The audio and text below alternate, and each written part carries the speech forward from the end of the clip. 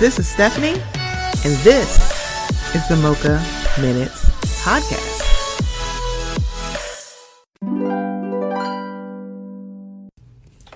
Hey guys, before we get into the episode, I just wanted to let you know about something that's a little new here at the Mocha Minutes Podcast.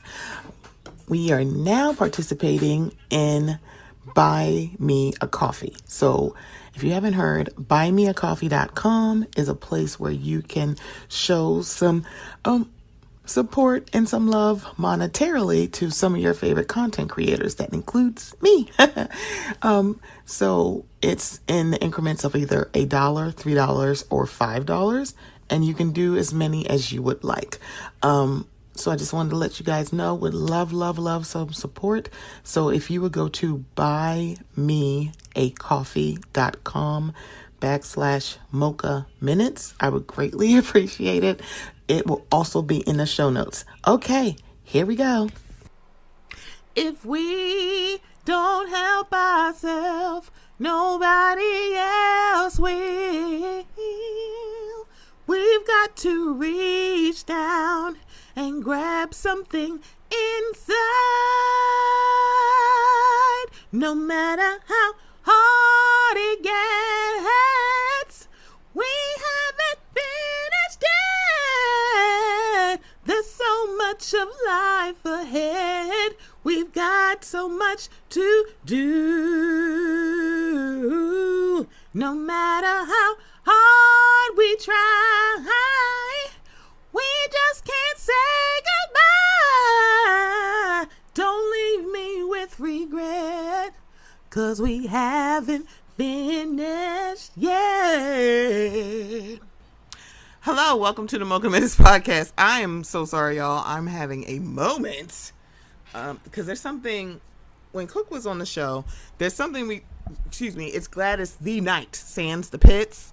She puts me in a mood. Patti LaBelle is also she is also that girl. So here I am having the time of my life with this earworm from the 5 Heartbeats, which top tier black movie. Top tier movie, period, but you know. And when I tell you, there's something about just listening to Patty and just singing along. I loved this scene where it was Duck and his sister cleaning the room, and the way he wrote his songs, it's like he's doing boop, boop, boop, boop, boop, boop, boop. It was like little pieces of paper. He was going to go pick, like, he went through the trash and got parts of lyrics. He took bits and pieces. We haven't finished yet from that movie's perspective. It's like the Frankenstein of songs, because he took pieces here and here and here and here. But hello, welcome to the Mocha Minutes Podcast. I'm Stephanie. Thank you so much for joining me.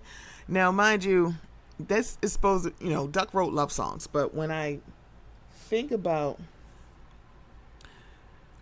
this voting cycle, this election cycle that is coming up on the tail end, thank goodness, if we don't help ourselves, nobody else will. I have been seeing a lot. You see a lot, right? You see a lot of conversation about the different candidates, and the fact that, how do I want to say this? The fact that somebody who is insanely, grossly mediocre, he just happens to come from money. The fact that they are neck and neck.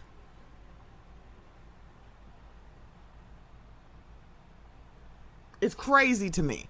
You got a career politician, someone who is a lawyer, was Attorney General for California, has been vice president for 4 years. How neck and neck. It's crazy. When I say this, it's crazy to me too. Because you're just sitting here like, how?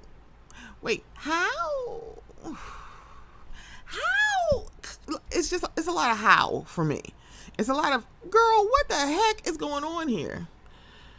This man literally staged a photo opportunity. He staged a scene at a McDonald's to put French fries in a fryer, making it seem like, oh, I'm gonna work today at this I'm gonna work at this McDonald's, and they're coming out like, girl, the store was closed and you paid those people to come to your drive-thru. That is the person that you're saying is neck and neck with Kamala Harris. That person. This man who was sitting in front of a group of people talking about education, and he decided to say, yeah, like, look at these schools. They can, like, your child can go to school as a boy and come home a girl, or something. Like, he was talking about, like, gender reassignment, and they could just do it without your consent. And I'm like, you know, it's really bad. That man just told a bald-faced ass lie. There's no place where you could reassign a child's gender without parental consent if they're a minor. They're over 18, they don't need consent. But that's not what he's talking about. Oh, like, what they're doing with their kids, they could just change their gender. They could just do it. I was like, what the hell are you talking about? And the bad part about it is, y'all saying it in front of these people, and it's like, so none of y'all going to say that's a damn lie. None of y'all are saying that to him. None of y'all are like, that is a damaging lie. That is a damaging lie. Or like, you are a liar. None. This is how I'm like, this is how I know y'all are unserious about a lot of things. And when I say y'all, it's the hashtag y'all. I think collectively, we are like, voting is such an unserious thing for some people because y'all can make jokes. For black people, I'm going to tell y'all this right now. None of us should take this as a joke. There's a video going around of a woman, I think she's in her 70s or 80s, talking about she used to have to pay $2 to vote. And that was in 1960. The Voting Act passed a few years after that. But they had to pay money to vote. $2, which does not seem like a lot here, but again, think about it in 1960 terms. That's a little bit. That's like, okay, I might have to save up for it, or they're like, do I have it to spare? I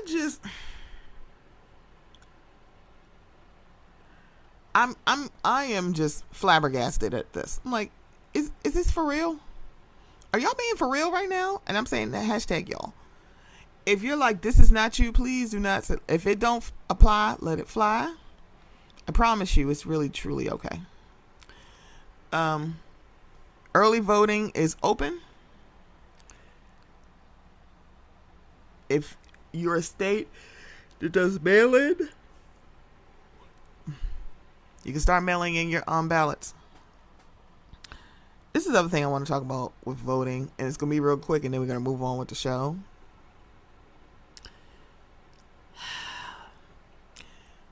To this day, voting is a secret ballot thing. If you go in person, if you've never gone in person, if you live in a state that's always been mail-in, this probably is very foreign to you what I'm about to say. But when you go in person to vote, they basically have like dividers in between each stall to vote in, because this is supposed to be secret ballot. And I'm not sure where the switch happened, or the switch was flipped, where we started telling everybody who we voted for, because essentially it would be, you're going to go do secret ballot and then slap on your I voted sticker. That's it. You're not saying who you voted for, you're just saying that you voted. Right?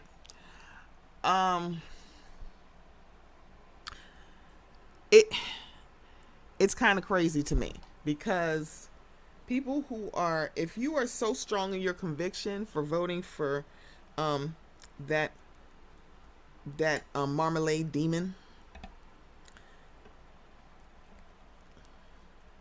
then it's not going to, like, think about it, why do you need to impress somebody who did not vote for this man? You don't need to do that. That's the problem. Because, actually, no, that's not a problem. You know what? I'm gonna take that back. No, please, folks who are like very, very pro-Trump, yes, please keep telling us who the fuck you are. Because when I tell you, The Undertaker sent wrestling TikTok and wrestling Twitter into fucking tailspin, is crazy to me. And the fact you got Dave Bautista and Stone Cold Steve Austin on the other side. And the thing about it, at first I was like, why is wrestling bringing up Dave Bautista? Because he used to be a wrestler. I literally forgot that. I was like, oh, that's right. He was a wrestler. Let me tell you something. Dave Bautista is so fine, and he ain't playing. He ain't playing with y'all. Now, I could sit here and just say how problematic it is was him and other people at Marvel who was very much in support of that movie producer or movie director. The director of the Guardians of the Galaxy and all the stuff that was with him, and the fact that they were like, oh my God, you better leave my friend alone. If he don't come back, I'm not coming back. And it's like, girl, I'm gonna need y'all to read the room. But outside of that, Dave Bautista's fine. So if we're doing the counts, we got The Undertaker, Hulk Hogan, and when I tell you, I want Hulk Hogan and Steve Austin to literally fight, not wrestle. I want them to fight, because one, it looked like Steve Austin will beat his ass, and that's exactly how it looks to me. I'm like, oh no, Steve Austin looked like he would dog walk Hulk Hogan. And that's on period. I'm so sorry. He would. Y'all can prove me wrong. We're not going to get a fight, so I mean, you can't really prove it to me. But I'm so sorry. Steve Austin would dog walk Hulk Hogan.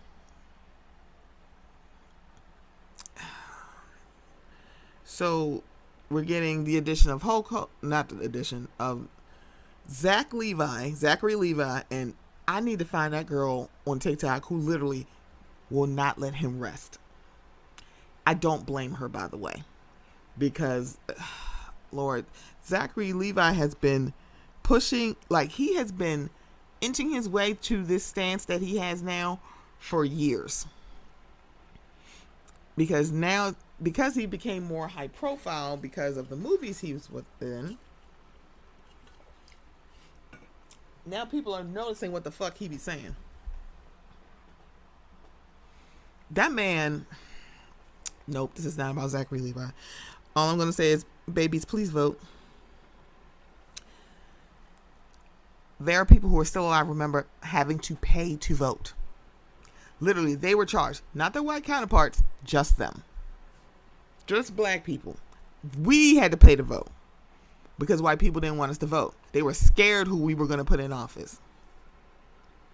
They're still scared to this day. Which is why you see Donald Trump cozying up to rich-ass black people. It's like, girl, what is happening here? Because if you would have told me that Le'Veon Bell and Antonio Brown would be at a rally for Donald Trump in support, I'd have been like, girl, how? But here's the deal. Rich people like staying rich, and so they're going to go to the person that probably would keep them rich. Not realizing if your black ass wasn't rich, he would not fuck with you. He wouldn't know your name. He would barely speak to your ass. Also, if this was the 1990s and you were of a certain age, he'd have took out a full-page ad asking for your death. Maybe y'all should talk to the exonerated five before y'all sit y'all black rich asses in Donald Trump's presence. Because they're not letting him rest either, because now they are actually suing him, as they should. I'm sorry. I'm all about, like, look here, you're not going to, like, lie on me, slander me, whatever. You're not going to do it. I'm like, oh, yeah, we're going to sue him. As you should. And because the thing about it is, he didn't walk back what he did. He didn't show remorse. He didn't do anything. He basically was like, I said what I said. They did it. They said they are guilty. They said they did it. Those boys gave a coerced confession because they had been sitting in that police station for hours. They also were like 15, 16, 17 years old. Okay. But yeah, Le'Veon Bell is a bozo. I would say his partner in crime is a bozo, but y'all already knew that already. So somebody had said between the three of them, there were 35 felonies. And Le'Veon Bell said, I don't have no felonies, but go off. And I was tempted to respond to him. I just didn't. Because I wanted to say 34 plus 1 is 35, dumbass. Antonio Brown has a felony. Donald Trump has 34. That's 35. That's where the 35 came from. But if you weren't being such a bozo, we wouldn't have this problem. He wore a shirt that compared Kamala Harris to a tramp, and it's like, girl, weakest links, truly. Lord Jafar, oh God, I don't know this man's name, called her a bitch and promptly apologized for that. He's like, it is Lord Jamar. Sorry, I had to look. He called her a bitch, and when he was on Piers Morgan's show with that lady who needs a good cause, a good beautician, and Mark Lamont Hill, who, by the way, sidebar, he is very funny because when people said, brought up like what he said previously about voting, I'd rather vote third party. I would rather like have Trump go in and accept this other person. And he was like, I never said that. And then people literally found the Breakfast Club clip where he said it because, hey, hi, the internet's forever, babe. Because one, he bears like, that is not what I said. And now let me find it. Because the thing about it is,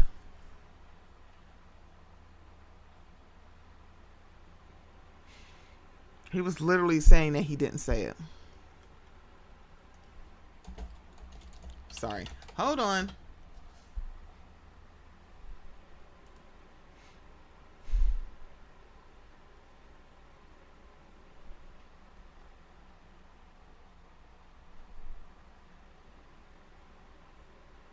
Okay.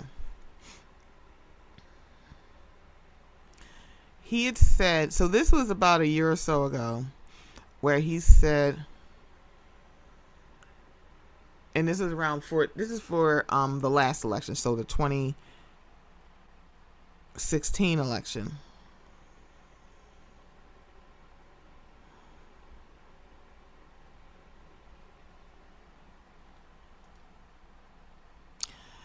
This is what he said. Sorry. I would rather have Trump be president for 4 years and build a real left-wing movement that can get us what we deserve as people than to let Hillary be president and we stay locked in the same space where we don't get what we want. Now, somebody had brought up that he said, yeah, this is the same person who said he wanted a Trump. He would rather have Trump in the office than Hillary. He literally said, I did not say that. And then everybody pulled up the clips from the Breakfast Club. No, bitch, you did say that. And it's like, this whole I would rather. I'm like, girl, there are too many harmful things that would come from, that has already came from a Trump presidency. We have a conservative Supreme Court because of Donald Trump. Now, the Congress is involved. They did the hearings and the swearing and everything. But please be clear. He had a hand in this too. I'm just so, I grow so weary of imbeciles typing things and saying things when it makes no sense. Okay, so that's my little thing. Let's get into the show. Okay, so let's talk about some Bravo high notes. Okay, so Potomac. I'm liking the new women. I do like Stacey Roush. I always did. Jazzy is giving me so much life because she is not letting up. Love her. And the fact that she's like, oh my God, you hit me with the door. Girl, get out of my car. Y'all, you literally did not stand up for us with Giselle. I don't give a damn. No, you're not bringing me no QR code to give money. I'm like, see, this is why you should have just let them in, period. Open your purse. Because guess what? They would have opened their purse. and gave money to this event. But that's neither here nor there. And I can't wait for this to come up at the reunion, because let's be very clear. Ashley, if it was too late, Ashley should have told them that. But she didn't. You got to be here by 8. They showed up at 8:04, meaning their car showed up at like probably 8 or 8:01, and they still had to get out the car and go. Or they had to wait till the damn cameras were set up. So it's kind of like, oh, baby, this is partly Ashley's fault. But again, she's acting like, y'all decided. Nope. She called y'all. She messaged y'all. I'm sorry. Y'all talked to her. And she said, be here by 8. They got there at 8:04. They should have never been escorted out. Which is why I'm glad that Giselle apologized to them and said, I wasn't really mad at you. I'm really mad at Karen, and I apologize for throwing y'all out of the event. That's it. That's all she had to say. And the thing about it is, notice how all of them were just like, thank you for apologizing. That was it. When I tell you, if I don't get a Jazzy Kiarna double team of Ashley at this reunion, I'd be like, send it back to the kitchen. There's a fly in my soup. Send it back. Because y'all, the thing about it is, the person that would literally have gotten her together is gone, and that's Candace. Now we got Jazzy and Kiarna. I need this tag team back again. I need them. I need them to go after this woman. Only because she's been sitting a little too comfortable.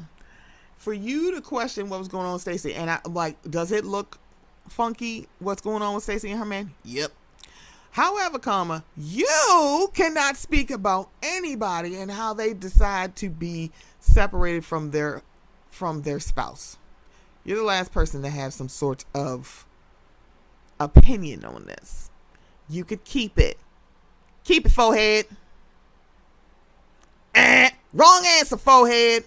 We're not doing that. Roni.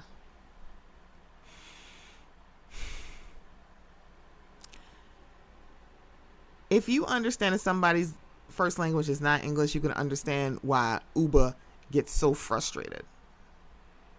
Because she got to think about the American words. She got to think about the English words, because English is not her first language. So I can understand why she gets so frustrated when people interrupt her, because she's like, girl, I got to work. I got to add a few extra brain cells to figure out what I want to say. Bryn can choke. That's the thing. Bryn, your show is not BravoCon, where people are eating you up, nom, nom, nom, nom, nom, nom, like they're the Cookie Monster, okay? You are not at BravoCon. You are actually filming with these women who are also on the show. I'm so sorry. Who the hell do you think you're talking to?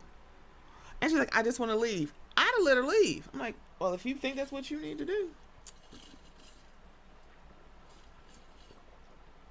Because I think that's ridiculous. And her being so passive aggressive, condescending, and insanely on brand by saying, ooh, I was trying to help you so you won't be seen as an angry black woman. That woman sits and wiggles on that man's dick at least 4 times a week. He know what the fuck he got going on, and he's still with her. Shut up, Bryn. Just shut up. And the fact that we're getting a Psy redemption season is crazy to me. But we're going to get it, because Psy's like, girl, what the hell? Because I think now we're seeing the building blocks of what the hell happened between Uba and Bryn. Because Bryn tries it. Because I'm like, who the hell are you talking to? And the bad part about it, she's like, no one's on my side. They literally kept telling Uba to shut up and let you talk. So what are you talking about? They're not. It's not that you're not able to talk. They're not kissing your ass. That is the problem. It is not that you aren't getting a chance to talk. You can't express yourself. That's not it. Because they were all, for the most part, trying to be fair. Like, hey, can y'all just talk this out? They were not telling you to shut up. They kept telling Uba to shut up. They kept saying, Uba, let her talk, let her speak, let her get her point out. That was them saying that to Uba, not you. So I'm not exactly sure why you're doing this, but you are. I don't know about the new woman on there, Miss Minkoff. I'm like, yeah, y'all could have kept this, but you know what? Never mind. OC. Jennifer, this is for you. Sometimes words don't work. You should have walked in that room and slapped the shit out of Tamara Barney Judge. And that's on period. I'm not an advocate for violence, but I can also recognize in some situations, words don't work. She should have literally, you should have balled up your fist and punched her right in her face. And I mean like now. Jennifer is on that list of housewives that are better than, I'm like, blank is better than me. Jazzy is better than me. Because I would be like, girl, I'd have slammed the door in her face if she'd walked out to that car. So,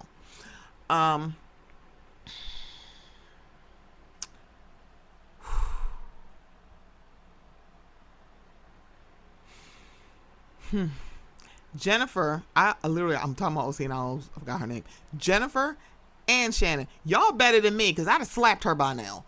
Because one, apparently words don't work with Miss Judge. It don't work. So yeah, she'd have got these hands. Like because one, every time Tamara opens her mouth to speak towards these women, she cruising for a bruising. And for some odd reason, y'all are not giving her what she need or want. Because you want the smoke. Because the thing about it is like, do I think Ryan is creepy? Of course. I think there's like nobody around that. However, we're doing semantics at this point. When she said, I didn't hire a private investigator, that's not what a background check is. There are literally companies that do background checks. They just need your social. So no, you don't need a private investigator for a background check. You need a private investigator if you're following somebody. But background check, no. A lot of people do background checks. Employers do background checks. Mortgage companies do background checks. Banks do background checks. They ain't hiring no private investigator. Tamara, we're doing semantics at this point. And the fact that you and Heather are giving Alexis the benefit of the doubt when she literally lied. Because now she's moving the goalposts. First it was, my name is not on it. I was not even involved. And then when Shannon brings up the text message showing that she said we, then it becomes, well, I didn't file anything. The line keeps moving with Alexis, and y'all let her do that. Because one, if she is saying we, that means, baby, you are involved. Or at least y'all are a unit. Also, Alexis, why the hell are you doing this for John Jansen? If this man was with Shannon for 3 or 4 years, if he's doing that with someone he's been with for years, what the fuck you think gonna happen if y'all don't work out? And you better not, and I mean it, you better not come to Shannon for any kind of sympathy. No. I'm going to need all of y'all to start greasing y'all palms. Grease your palms, because some people need a boop. And she's one of them. Salt Lake. When I tell you Bronwyn is cracking me up, I love it. I love Bronwyn on this show. Brittany is a complete bozo. Because she kept making announcements. We're together. We're breaking up. We're together. Breaking up. When I tell you, if you're saying that this man is not treating you right, and y'all broke up 2 weeks ago, now you got a new date, which means that you didn't even let your pussy cool down. I don't blame you. For what? It's Salt Lake. I'm pretty sure there's no shortage of penis. When I tell you, if I saw that ex walk in the door, I would have tongued that man down that was my date so quickly. And the thing about it is, like, I know it's like a joke, like, Mary, that's not Jared, that's not Jared, that's not Jared. It's like, yeah, hi. They had only, at that point, she said on the after show, they had only been broken up 2 weeks. So what the hell was Mary supposed to think? Because I'm doing the same thing. I'm like, oh, that's not him? I'm like, oh, so who the hell is this guy? And it's not like they don't look similar, because they do. But I'm sitting here like, girl, what the hell? What is this? What is this, honey? Brittany and Jared's relationship is the white refrigerator of relationships. Ugh.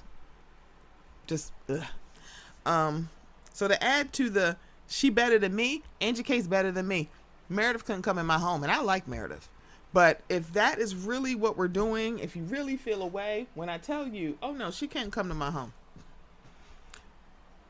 Either stand on business or stand aside. No, she can't come. But it's very classy of her to do it. I wouldn't have invited Meredith. I'm like, nope, she can stay home. And the bad part about it is Meredith wouldn't have cared. She wouldn't have cared. Lisa Barlow, she's another person where words don't work. But I would not suggest beating on, assaulting Lisa, because if she's calling her security to like file a lawsuit, I'm like, girl, what is your private security? What are you asking them to do? Girl, what the hell is this, honey? But yeah, she does overreact.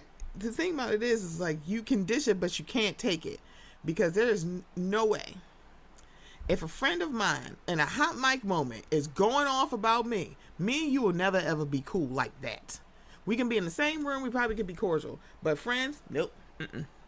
Because one is like, where is this coming from?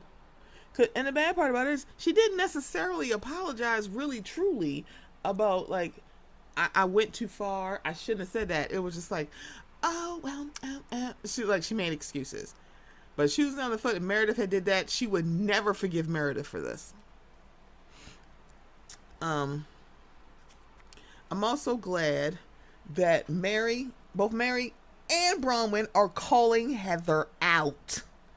Heather has been doing this since season 1. The thing about it is, because Jen Shah is no longer here, people miss that part. When you have somebody who's a little bit worse than somebody else, they hide the shit that they do. That like some people don't notice this person until that other person's gone. That is literally what people saw in let's see, who's a good one? No, it actually is Heather. Heather is a good one. I was going to say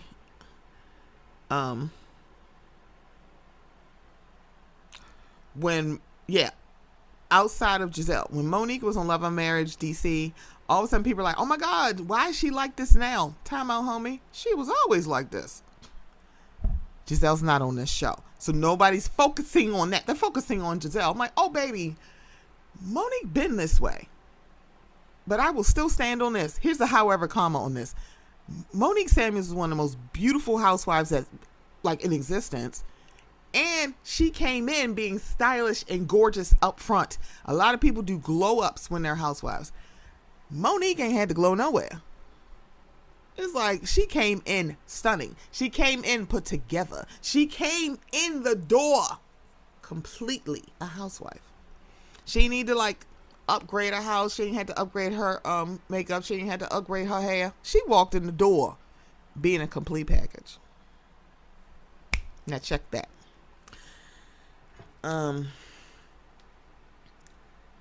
Another Bravo highlight that I was not expecting this, and it makes me a little sad, but I'm kind of glad he's no longer in pain, is the passing of Paula Abdul's butler, Michael. He had had several different strokes. He had been in long-term care, and he passed away. So that is like love to his family. Love, like basically Southern Charm. He was a very big staple, and I think all of us, even though I stopped watching Southern Charm, I always liked Michael. But I'm so glad he's no longer in pain. So love to his family. Is that all the Bravo want to talk about? I think so. I think that's it. I think that's all I want to talk about. Let's go into low key.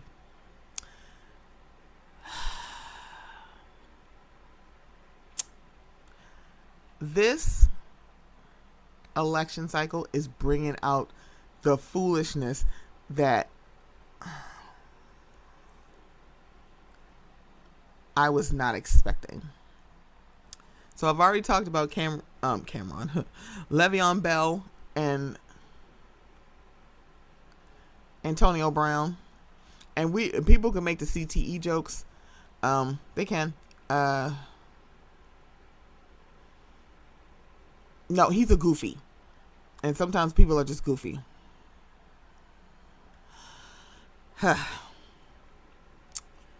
Now we got Mr. Motormouth, aka Jason Whitlock, at his big ass age, saying that he just voted, and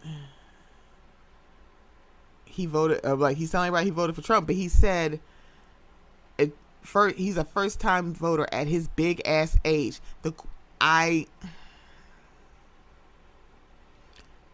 Girl, I don't even know what to say. At your big ass age, is there a reason why you haven't been voting? Yeah. Wait, I'm sorry. I kind of don't care. It's like, nope, don't tell me why you're not voting. Just, just leave us alone.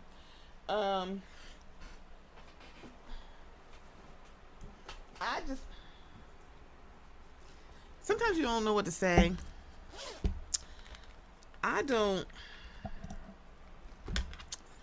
Jason Whitlock is literally a troll. He trolls everyone. He's been trolling people for literal years. Okay? He's been trolling a lot of people for a lot of years.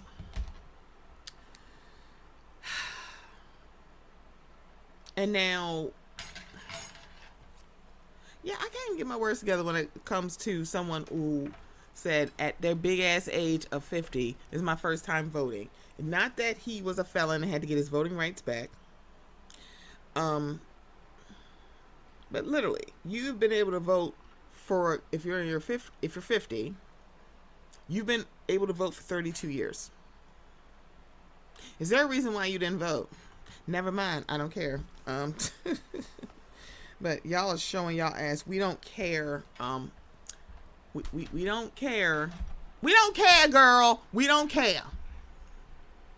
But also, I find it hilarious that you're telling us this. Now, I don't know if a lot of people know this, but there are certain states where you cannot take pictures of your ballot because they can mark it invalid.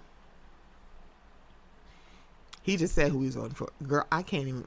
I am like flabbergasted about this. Not because it's Jason Whitlock, but I'm literally like, you felt you needed to tell us this? Why?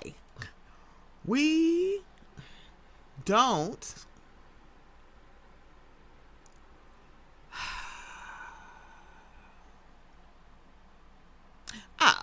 I don't even know. It's like, what, girl, what is wrong with y'all? Just, what is wrong with y'all? That's all I gotta keep saying. Oh, I don't think I don't have the stomach to talk about this, about voting anymore, or elections. Because the thing about it is when we talk about Kamala's comments about the ceasefire recently, there are a lot of people who are like, why are you trying to lose the election? This man has flat out lied. Her opponent has lied and told bold-faced ass lies. And her towing the line of the presidency that she's involved in right now, because we don't like to say this out loud, that U.S. and Israel have had like this very tight relationship for decades.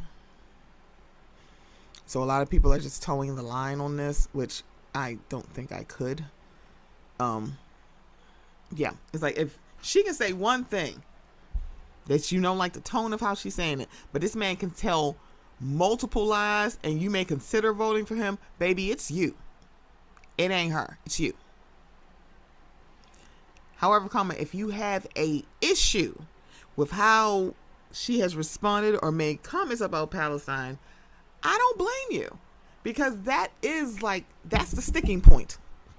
Because it's like, oh girl, you need to say, as soon as I'm in office, ceasefire is happening. I think the Biden administration, that's the word I was looking for, has issued like a 30-day notice. You need to get your asses out of there and stop it. It's towards the end. It's like, it's almost the election. It's like, I get it, but he's still president until January 2025. Period. I said low, mid key. I said low key. That big key and high key. But I'm just going to put everything together because that's how I am. So, Corey Holcomb flat out said the quiet part out loud.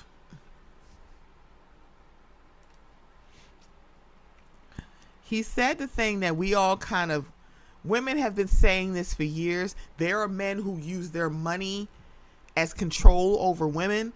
And literally, there were men who were telling women who have said this, what the hell are you talking about? No, we don't. Why y'all saying that? That's crazy. It's like, no, they don't.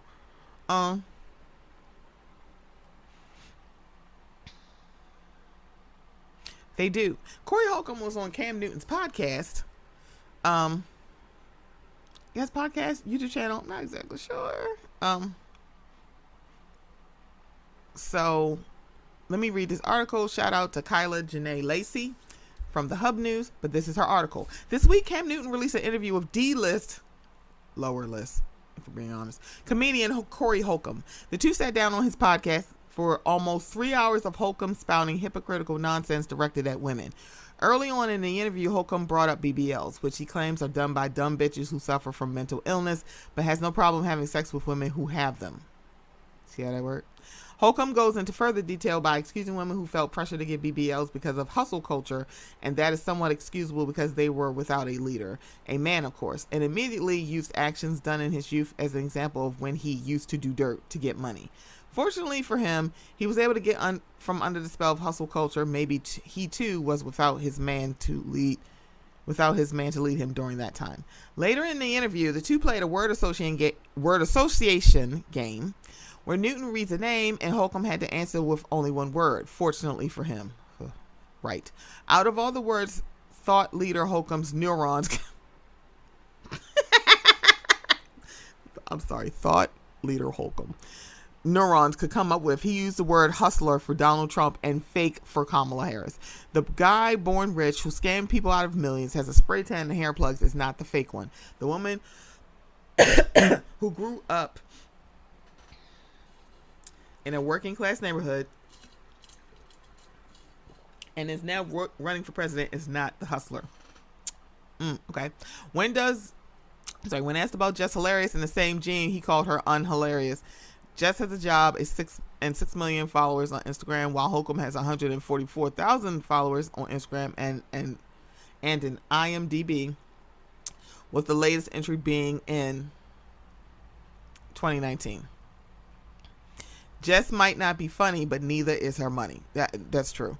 You can say her brand of comedy may not be for you, but she got a job, Corey, and a good one. To his credit, Cam Newton called out Holcomb for his hypocrisy several times during the interview, including his liking of T.I. while condemning Cardi B's action. Right. For Holcomb, the difference is that T.I. was delivering his testimony in his music and Cardi was not. Remember, class, it's a testimony when there is a beat behind it. Later, Corey talked about his preference for impoverished women, kind of like a passport bro, but for the Chicago Housing Authority. I got a fast car and I got access to a lot of girls in poverty, so I'm winning. Women in poverty, I can control them better. Women in poverty, I can control them better. Women in poverty can't afford to say, fuck you, Corey, I'm gone. Yes, they can. Most specifically, he does not believe in monogamy for men with money. According to him, there are too many poor, beautiful women in the world for men to be with just one. In the interview, he acknowledges that it may be wrong, but the women with whom he sleeps can get at least something nice for their children because they were blessed with strong stomachs, even if they have to endure empty pockets. As Newton pushes back on some of Holcomb's comments possibly being sexist, Holcomb responds, "What is sexism? I don't know what that means." Of course not. As Cam stammers to explain, "Yeah, he's not. Yeah, we're not doing this." He interjects, "A word stupid bitch is made up." Yeah, that's not how that works. It is perplexing. It is a perplexing thing to watch a 56-year-old comedian with a pink chewed up fedora and a jacket that looks like Grandma Mabel's favorite quilt, Grandma's Hands, whose greatest role was, "Hey, I know you. You're what's his name? Yeah. What did you play in? Oh, that's right. Keep up the good work, fam." Espouse such a crazy level of misogyny when he could be writing a script. Newton does his best, and that's saying a lot, bless his heart, to defend the word, define the word sexism, and calls it a gender deficiency, like a man can only be this and a female can only be that. Man and female. Yeah, not man and woman. Not male and female, man and female. Oh, okay. However, when Newton has to call you out for being sexist, Jesus Christ. Yeah, pretty much. Holcomb clarifies his statement about dating poor women by stating he does not want to control them by force, but clearly desperation is okay. He explains that he wants to control them because he is naturally the leader of the pack. He's not. It is obvious that women who have more options would not choose Holcomb, so he must seek the company of women whose desperation is just as large as his wallet. And I don't know how large his wallet is, and whose options are fewer than his inches. And however, Holcomb does not mind sleeping with women with money, but will not pursue a relationship with him because women with money might require some basic humanity from him. If you can take care of yourself, you're going to think you can talk to me. I can't. Holcomb doesn't even finish his statement with any kind of way. Nope, he means to talk to him in general. It could also be an issue with when Holcomb begins to talk and women with options realize how unattractive he is and move on to the next, and Holcomb is being preemptive. Yeah, because they should use their eyeballs. The conversation then moves to Diddy. Okay. All right.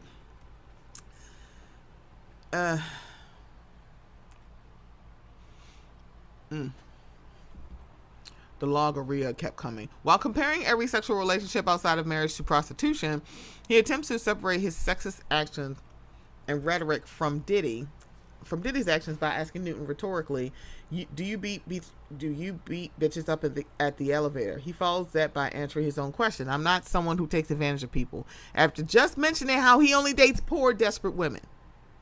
Yeah. At this time, Newton confronts Holcomb over allegedly holding a woman's head to a window, to which Newton states that he would never hit a woman, even if she had it coming. He then asks Newton if he ever had to physically discipline a woman. You discipline children. It's a wonder that Holcomb's almost ex-wife left him in 2023 and not a moment sooner. In a separate interview, Holcomb also explains his wife leaving him was better for his lifestyle because he would never be able to be with just one woman. This man is 56. While stating that he is not a bad guy, he is a bad guy. Holcomb later states that nice guys finish last and advocates for physical discipline for rebellious women, but only as a last resort. Nice guys finish last. Corey, you finish first. You're not a nice guy. When Newton asks him if he would ever conform in a relationship, he asserts that his having to discipline the women he is dating is conforming enough because it is something that he does not want to do, but of course only if he must. To him, there's also never a situation where the female, and that's in quotes, leads. We are not talking about how someone like Jess Hilarious leads him in fans and finances, but in relationships, of course. Don't you worry, the self-proclaimed fair leader who wants women to know that they have a place, even though his is far behind the salaries of some female comedians, will make sure you are in a good place and that your faithfulness will not be rewarded with this. Trying to control women but not able to control your dick is one hell of a punchline. It is. Holcomb also refers back to the controversial past guest, Dr. Bryant's single status. Dr. Bryant is a guest who challenged some of Newton's views on relationships between men and women. Holcomb, the new divorcee, talks about Bryant's failed relationship and insinuates that she is a lesbian because of her current single status. That's not how that works. It is such a shame that more good men like Holcomb are not out there to cure her of her good man finding issues. As if he couldn't fit his size 8 shoe down his throat any further, Holcomb actually says men are not capable of creating broken homes. That's Holcomb, who has 2 children and a possible. She said this man has 2 and a possible children. Can you even build a home? Yes, Holcomb has a problem has a possible outside child who is grown, and with all this technology, he has yet to confirm whether the child is his or not. He continues that it is the woman's responsibility for a child to know his father. According to this logic, if a man leaves or if the couple breaks up, it is a woman's responsibility to make sure a man does his fatherly duties. As the dumpster fire of an interview continues to burn, Holcomb talks about the hierarchy of various women in his life. While describing one woman as short as Stumpy, the irony he keeps her around because of her sexual prowess. He also mentions how he rarely likes talking to the women he sleeps with, but there is hope, ladies, because every once in a while he likes a woman instead of just enjoying her, and with hard work and a muzzle, you too could keep the company of a 56-year-old with the emotional maturity of a budding teen boy, has a prolapsed gut, and who takes his Cialis more faithfully than he does his blood pressure medication. Even more shockingly, Holcomb states the reason he does not get opportunities in Hollywood is because get this, Will Smith likes guys. What does Will Smith have to do with you? Okay. Yep, Holcomb's career is in the shitter because Will likes butt stuff. Okay. Holcomb states that many men in Hollywood are gay and are ashamed that he will see what they do. Maybe Holcomb was not poor enough. Speaking of homosexuality, of course, when prompted, he agreed with Boosie's statement that about his lesbian daughter not being allowed in his home because she might contaminate her siblings. Girl. Newton addressed Boosie's hypocrisy with his song lyrics, Two Red Bones Kissing in the Backseat, or Boosie's asking women to put their labias on Instagram. Holcomb explained that Boosie's actions were not hypocritical because if Boosie's other daughters saw that, as long as they were raised right, then the daughters would know that the behavior that their father requests from other women is wrong. But also, according to Holcomb, having a homosexual child is failed parenting. I'm going to stop reading this. Apparently, this interview is over 3 hours long, and he said a lot of problematic shit.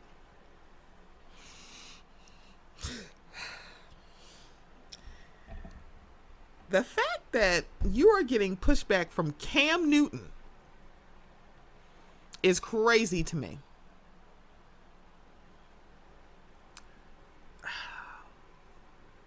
Add CH to that list of people where their mama should have swallowed them. Your mama should have swallowed your ass or spit you on a wall.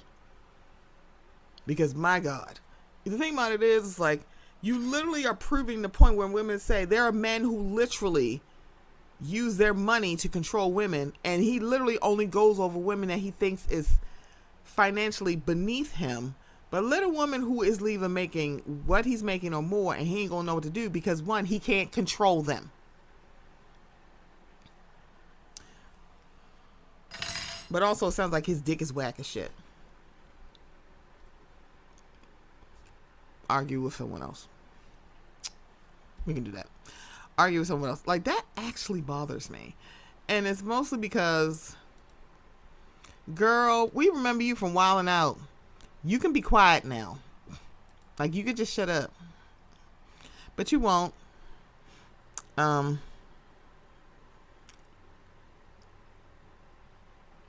yeah.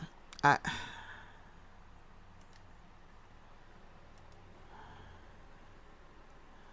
don't even know what to say. You ever just like look to something and you're like kind of flabbergasted?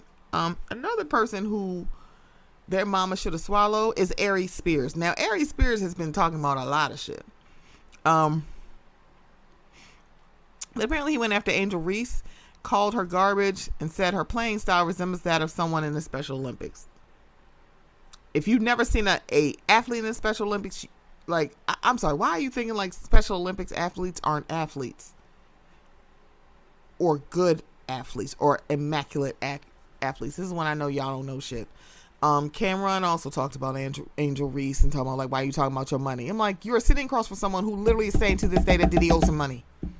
Right now. He's saying it right now. Saying, you literally are sitting across from your co-host says that Diddy owes his money to this day, but you talking about Angel Reese? So y'all can talk about money. But Angel Reese can't. Even though WNBA players who play harder than the men make a fraction of NBA players who don't even see minutes in games.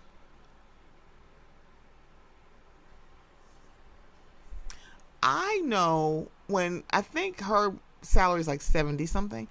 I know people who are in corporate jobs who make twice that, 3 times that, 4 times 5. You can keep doing the math. There are people who literally only process billing and could make more than that. But she's wrong for yeah. Y'all, again, I'm sitting here just going, y'all are weak links. The weakest of links. The absolute positive weakest of links. This is why non-black people, and I'm saying not, I've said people for a reason, it's not just men. Non-black people can get away with talking down on a black woman because y'all do it too. So the thing about it is, it's easy to come after somebody that you know is not protected.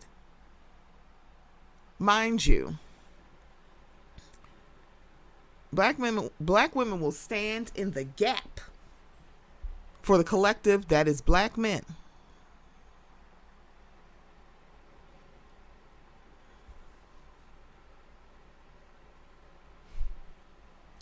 But y'all won't do that. Y'all won't. I'm gonna have to. What else do I want to talk about, y'all? Like, this is what happens when somebody says something and it's like, woo, sent me over.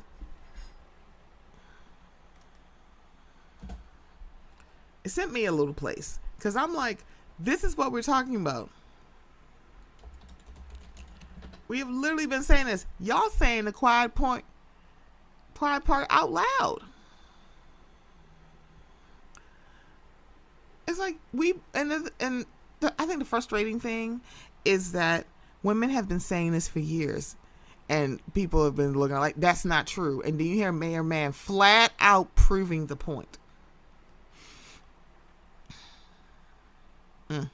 So, last thing I want to talk about is this whole child support forgiveness thing that was brought to the table.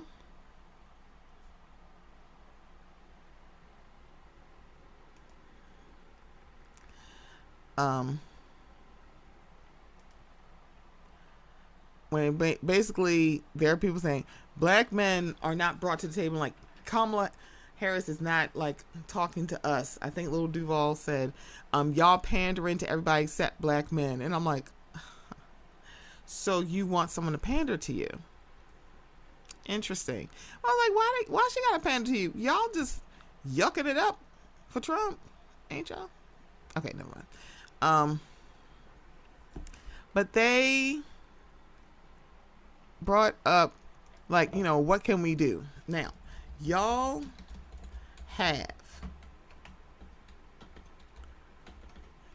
are at the table, and what you want to give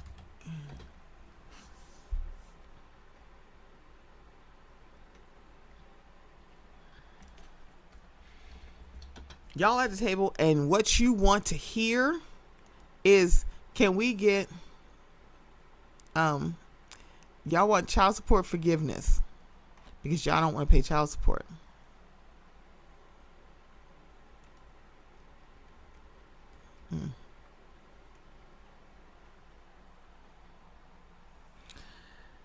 And when I think about child support, do you know, like, the decrees are a very interesting amount. It's all over the place. These, like, there are some men who only have to pay less than. I've known women who put their ex-mates on child support, and they're getting like $9 a month. Like 9. 1, 2, 3, 4, 5, 6, 7, 8, 9. Or less than $500 a month. Or less than $300 a month.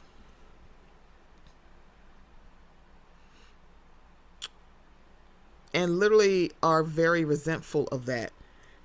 But then when you ask them what you do outside of taking your children, they can't name anything. Because they don't take care of their children. And that's actually kind of sad. But the thing is like, it didn't occur to any of y'all, like, people are, like, women and men who put their ex-spouses or ex-mates on child support are doing so because that's the only way they can get you to help take care of your own children. And the thing about it is, when you got non-black people, also be white people, saying that black men are deadbeat dads, do you know who the loudest demographic to say that's absolutely not true was black women? They're like, no. It's like, don't do that. Because one, we know really good black fathers. We know black fathers who are really good parents, whether they're custodial parents or not. We know them. Because every time you hear a man, like when I hear a man complaining that they have to pay child support for a child or children, I'm like, you know what could actually stop this? Why don't you go down to the courthouse, become the custodial parent? Then all of a sudden I got too much dip on my chip. See, the thing about it is, there's some people who's like, oh, I can't be tied down. I'm like, oh no, I got to go here, go there. Because you are not the custodial parent. You have a little bit more freedom to move and to do other stuff or to choose to do other things. When the custodial parent has to take care of their child and they're doing the lion's share of not only nature and nurturing their child, they're taking on the lion's share of the financial obligations. They're taking on the room and board, the education, the care of a child. And then you got the non-custodial parent who is like, oh girl, we out here in Cabo. It's like, wait a minute, hold up. Why are you... You got money to spend other places? But meanwhile, our child's aftercare bill is due. The daycare bill is due. There's chicken on sale at the store, and I'm not, the math ain't mathing for me to buy extra food. And you talking about you. See, this is why some of y'all get roots put on y'all. But the thing about it is, like, it's so crazy to watch. I'm like, you're proving our point. Where it's like, if you don't put, like, for some people, they have to do that. Now, there are parents that there are non-custodial parents, they ain't got to do that shit. They're like, I'm paying for his school, I'm doing this, he on my insurance, like, the babies is on my insurance, this, that, and the third, right? So, child support is not needed because they're doing what the fuck they supposed to do. They're like, one, especially if the child is not in your home. I don't know. This is common sense to me, but if I was a non-custodial parent and a custodial parent had the child all the time, there's a lot of stuff that they wouldn't pay for because the child is not with me. So it's like, I'm like, oh, don't worry about BG. I got it. Don't worry about aftercare. Send me the bill. Put my name on it. Like, give them my card. But y'all don't do that.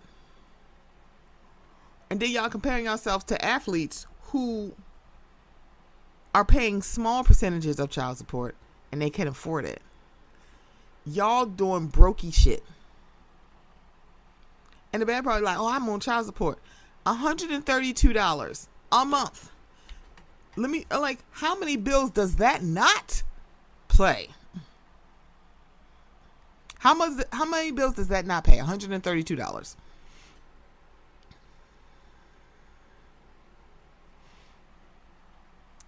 So I think there's a stat out there that the average child support payment in this country is a little under $500 a month. And the thing, I just said average.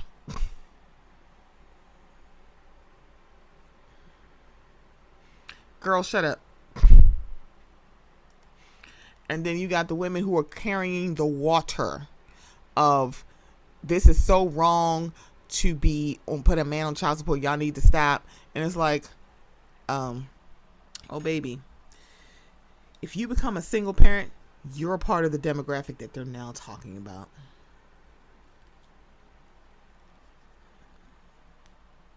Girl, shut up.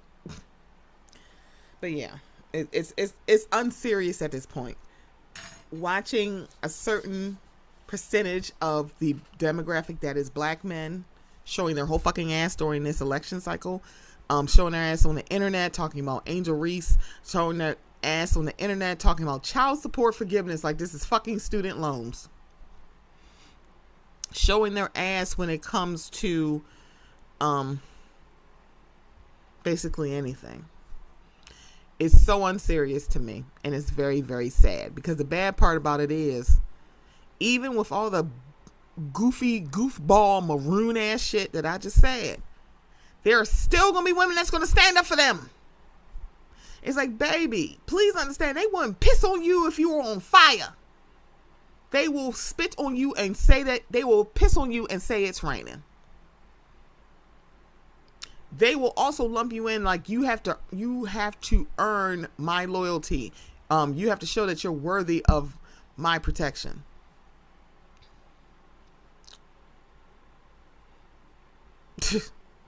Oh, baby, please don't. Yeah. Oh, please. Yeah. Because you'll watch how there are some men who literally, they don't like women. They like pussy. That's all. They just like your whole. They don't like you. They don't like your hair. They don't like how you make them laugh. They don't like that you take care of your home. They don't like that you order food. They don't like anything about you except putting their dick in your hole. One of the 3 holes in your body that their dick can go into.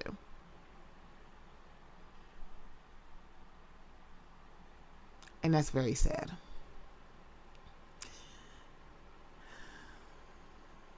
Okay, y'all. Like Dr. Wendy says, let's put a button in this. We're going to button up this episode of the Mocha Minutes podcast.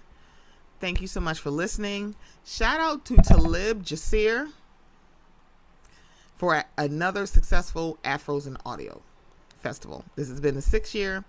I am honored and privileged to be and blessed to stumble upon Talib's post 6 years ago. Well, actually a little bit close to 7 years ago, of looking for speakers for Afros in Audio. And I took the leap of faith and I applied and I got it. And I'm so glad that I was able to be involved in this community, because Afros in Audio is community. It was a very good time this year.